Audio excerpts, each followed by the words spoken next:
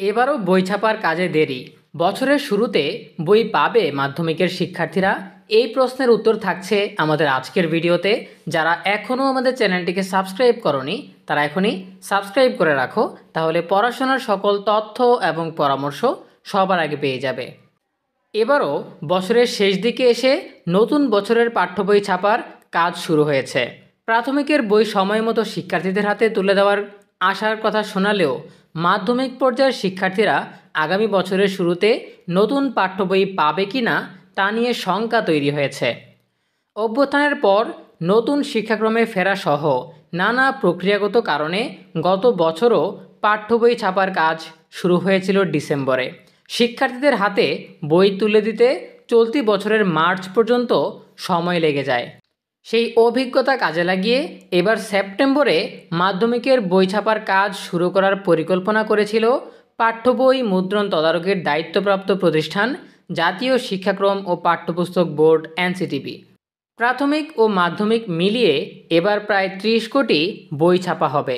এর মধ্যে মাধ্যমিক ও ইবতেদায়ী শিক্ষার্থীদের জন্য 21 কোটি 43 লাখ বই ছাপার কাজ শুরু হয়েছে নভেম্বরের শুরুতে। দরপত্র প্রক্রিয়া বাতিলের কারণে দেরি হওয়া ছাপার কাজসহ সব প্রক্রিয়া শেষ করে নতুন বছরের শুরুতে মাধ্যমিকের সব বই শিক্ষার্থীদের হাতে তুলে দেওয়া সম্ভব হবে কি না তা নিয়ে শঙ্কার কথা বলছেন এনসিটিবির কর্মকর্তারাই। যদিও প্রাথমিক পর্যায়ের বই ছাপার কাজ আগেই শুরু হয়েছে এবং অনেকটাই এগিয়েছে। এনসিটিবির আশা নভেম্বরেই উপজেলা পর্যায়ে প্রাথমিকের 8 কোটি 59 লাখ বইয়ের শতভাগ পৌঁছে যাবে। এদিকে নতুন বছরে বেশ কিছু শ্রেণীর পাঠ্য বইয়ে যুক্ত হচ্ছে জুলাই গণঅভ্যুত্থানের ইতিহাস, আর বাদ পড়ছে বঙ্গবন্ধু শেখ মুজিবুর রহমানের ঐতিহাসিক 7ই মার্চের ভাষণ।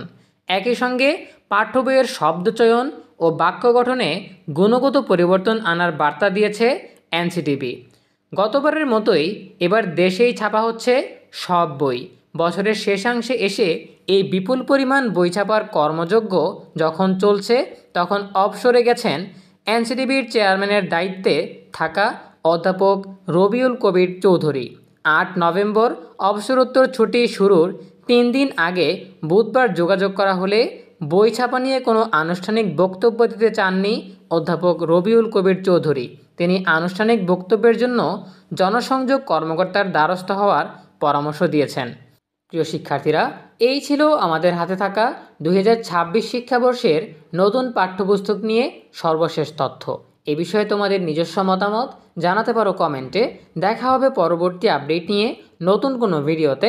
সেই পর্যন্ত তোমরা সবাই ভালো থাকো, সুস্থ থাকো, নিরাপদে থাকো এবং সবসময় ইএনইবি চ্যানেলের সাথেই থাকো।